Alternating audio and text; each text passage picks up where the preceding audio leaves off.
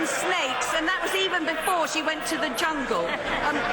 Isn't the real truth, Mr. Speaker, that the Minister opposite has so little ability to deliver extra funding for small charities, big society projects, that if he were to hop on a plane to Australia to join his honourable friend in the jungle, frankly, nobody in the charity world would notice? Mr. Speaker, I sometimes think the Deputy Prime Minister would like to send me to a jungle in Australia for a month. When I heard that the honourable member for Mid-Bedfordshire had been sent to a jungle to eat insects, I thought that despite the appearance of civility from our new Chief Whip, this indicated a new disciplinarian approach in our Whip's office. Well, we're joined now by former MP Lembit, Opik and Lib Dem politician Brian Paddick. They're both, I'm sure many of you remember, jungle veterans, having taken part in... Should we call you jungle veterans? I think that's fair, isn't it? They were having... Morning to you both. They were having great fun with this story, actually, in the Commons yesterday. What's your opinion? Should she be taking time out for her job to go and do that? I think it's fine, actually. Nadine has been so disrespected by her own party. She's been ridiculed, patronised, distanced, and maybe this is her way of pushing back. She's not going to get many political messages across, but she might get her personality across. So I'm actually a Nadine fan. I'm campaigning to keep her in the jungle, but for all the right reasons. So a lot of people take issue with that. I mean, Brian, first of all, your take, do you agree? Well, I wonder if you or I didn't tell our bosses that we weren't going to turn up for work for 4 weeks, whether we would have a job when we went back. Well, hang on a sec.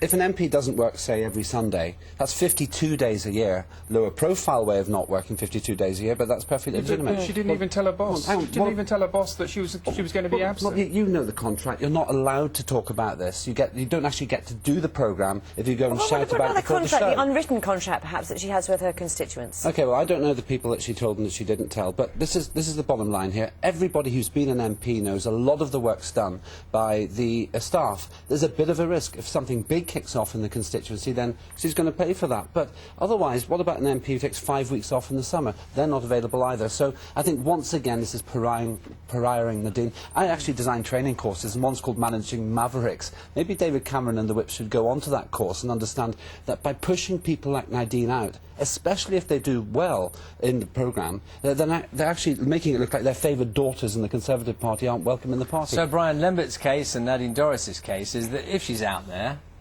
and she's spending a lot of time and she's on camera, you know, she can get messages across. She can, you know, if you like, have a bit of politics in the jungle. Is she completely deluded? What was your experience? What did you talk about most? I would say that she was naive, because the only things that get broadcast are the things that the editors and the producers decide are going to be broadcast. So she could talk for hours and hours about abortion or whatever she likes, but the public will never hear what she says if the editors decide it's not something they want to broadcast. Well, that's the point, isn't it, Lembit? Because she could come back and say, do you know what, I spent a lot of time with those people talking about all sorts of important things, and what was broadcast was when the snake went up her trouser leg. Well, actually, Brian's completely right on this. If she thinks she can set the agenda, then she's dreaming. But you're suggesting that too, aren't you? Oh, no, that's part of the reasoning. That's why it's a good thing. No, two totally different things. Brian actually did better than me in the jungle. He stayed there longer, so he had a better line of conversation than I did. I spent 3 or 4 hours a day talking with Sean Ryder about politics, about philosophy. All of it ended up on the cutting room floor. But what she can get across is her personality. And I go back to this point about Nadine being pariah. What use is of that to anyone except her furthering her career in the future? She's got no ministerial career. She's been pariah. She's been run down in the official parliamentary record. My judgment, I don't know this for sure, but my judgment is this is her way of fighting back, saying, actually, I'm going to speak to 16 million people. Well, other people are saying it's a vanity project. Well, that's the problem, isn't it? It's actually, I think, a self-defence project by her, because she's just been pushed down so far. Well, and I really mean this point. Imagine if she wins, for example, and she's been suspended by the party. Number one, she won't know she's suspended, because as Brian will confirm, there's a complete lockdown. You don't know the news when you arrive in Australia. And number two, she can be very successful. I want to let Brian talk to you, but I'll come back to you in a minute. Brian, you've been there.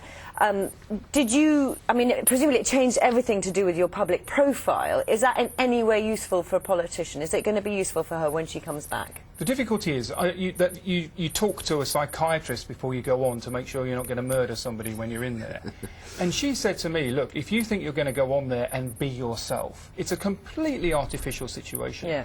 You're completely cut off from the outside world, you're deprived of sleep, you're deprived of food. If you think you're going to behave normally, then you've got another thing coming. So anybody who thinks they can go on there and project exactly who they are again, I think is being naive. Stuart's got in touch and says MPs should all be sent to the jungle for a month.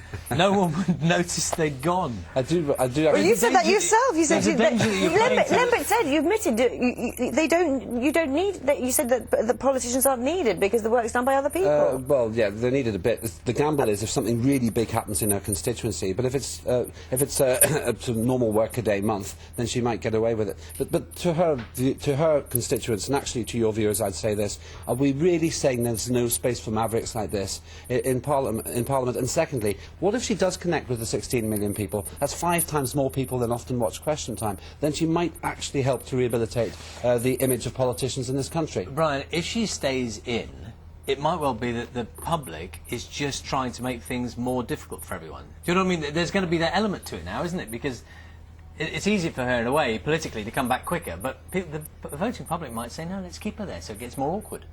Well, they will try, probably, if she acts up in front of the cameras, they will try to keep her in as long as they possibly can because it makes good television, because it's good entertainment.